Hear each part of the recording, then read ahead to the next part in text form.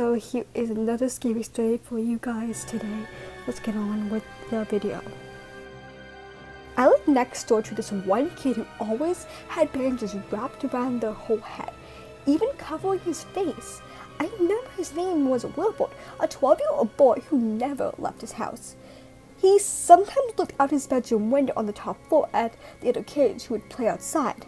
While Wilbert sat and watched, I remember his window had metal bars on them, so there was no way he could climb out of his bedroom window. We sometimes communicated with each other by writing to each other on a piece of paper. Since Wilbert can't hear me because the window was locked, Wilbert only does it when his parents aren't around since they are weird. His mother and father were one of those parents that were insanely crazy about science and chemistry. According to Wilbert, they would stay in the basement and work all day and night, except at the times where they had to give Wilbert some food daily. Now, they aren't treating him like an animal. His parents were just very busy. They told Wilbert that he shouldn't go outside to make contact with anyone until his face got better. He told me that he accidentally slept on one of his parents' chemicals and fell face first, ruining his appearance. And his parents feared that he would be made fun of by other kids in the neighborhood. I remember one time a couple of older kids were throwing rocks and the pebbles at his window, laughing and pointing at Wilbert as he looked down at them. He told me that they do it a few times, but he got used to it. But to me, he's a great guy and still is today. I had never been inside his house, but he showed me some cool stuff he collected, like comic books. He had loads of them, from Marvel's to DC to non-superhero comics. He was a huge superhero fan. He even said that he felt like a superhero, a normal human being who has been affected by a dangerous chemical, and then became a powerful superhero. He once wrote a piece of paper and had it put on his window as he pretended to be a superhero. I had a collection of action figures and video games that amazed Wilbert. He told me he never played a single video game in his life, which was quite sad. He also told me that babysitter took them away from him before he could play them and burned them in front of him. Wilbert had a mean babysitter named Miss Fritzl, a tall, mean lady who never liked his kids at all.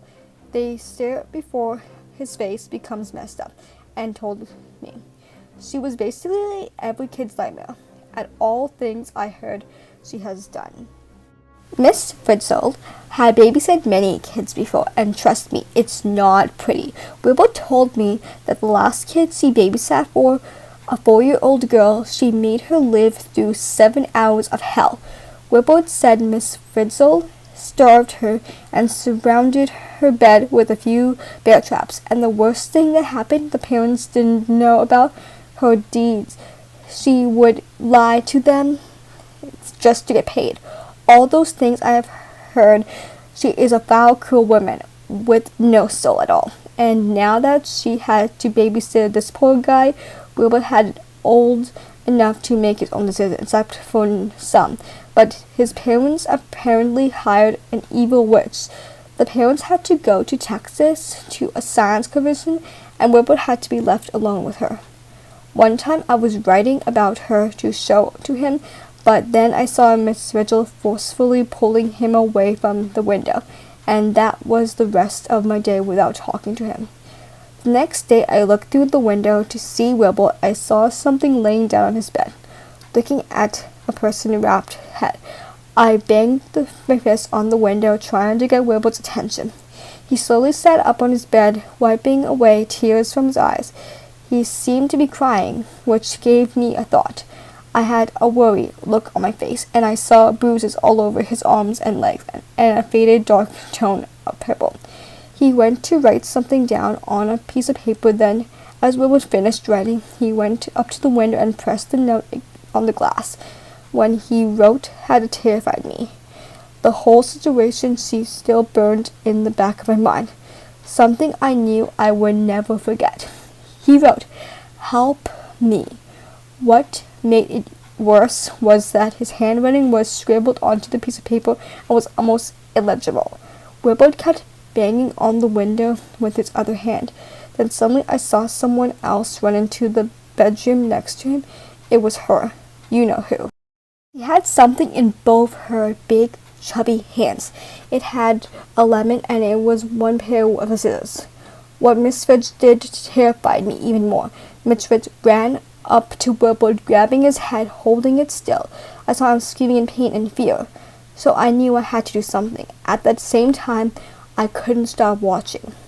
She used the scissors to cut open the bandages that wrapped them on his head and threw them onto the side. When I saw, almost made my mouth vomit, something that sickened me. I was utterly shocked at looking at Wilbur's real deformed face. His whole head was completely covered with bandages, and that was underneath was the all-purpose too. I saw his face almost melting off, showing a dark red layer underneath. I could only imagine his face looking like a melted cheese or a cheeseburger. Wilbur's whole face, even his eyeballs, were burned out of it. The chemicals had messed him up badly. Miss Fitch sliced the lemon in half with scissors, pinning Wilbur down on the bed. Then she threw the scissors at the side next to the bandages and held his head still with his hand and the other hand.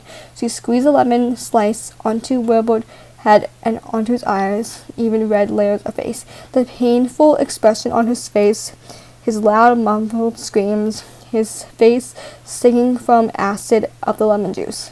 She used the other lemon to squeeze onto his face again, torturing Wilbur for an extreme pain. I decided to bang my fist on the window, which was a brand new.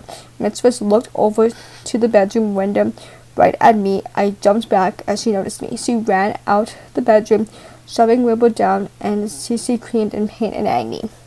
I knew she was going to do, so I ran out of my bedroom and ran downstairs.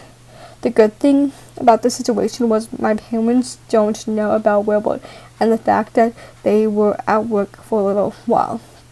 I locked the front door, hoping that Miss Fitch wouldn't bust into my house. I looked around the house, phone, and I was about to a loud bang rang in my ears. I looked behind myself at the door and noticed her red, sweaty face and curly blonde hair. But the look in her eyes, I knew there was going to be something trouble. She kept banging at the door, nearly screaming her head off. I looked around for the phone. I finally spotted it next to the couch on the coffee table. I ran towards it, dialing 911 as the sound of Miss Fitch's threatening screams heard from outside. Waiting a few minutes, I finally heard the operator's voice, the usual greeting from 911 operator. I started explaining the whole situation, beginning to end, and as quickly clear as possible. They told me to wait patiently as the police would arrive soon. It took a few minutes for the police to arrive at my house. Not only did they arrive, but my parents arrived early from work too.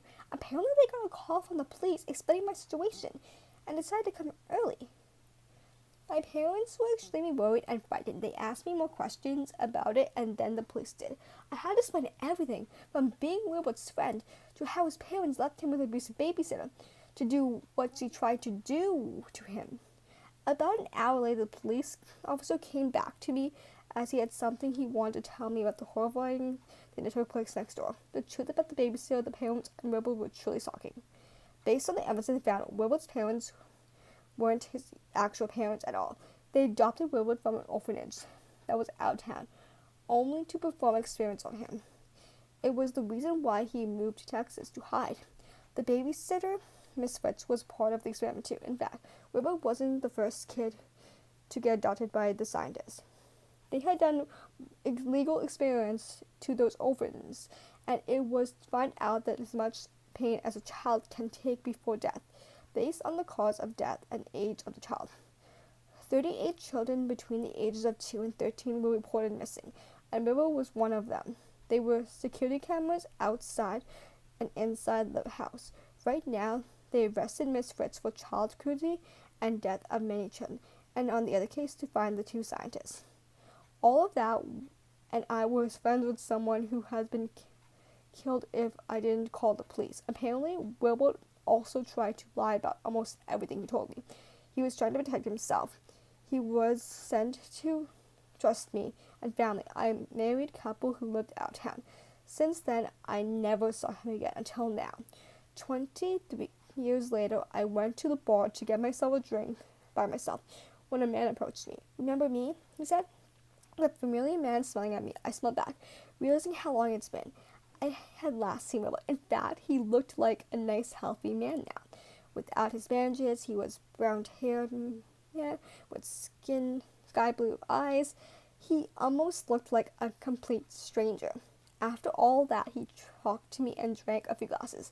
Finally speaking to each other in person, Wilbur and I knew that nobody would try to get us apart. The scientists and babysitter were probably locked up right away.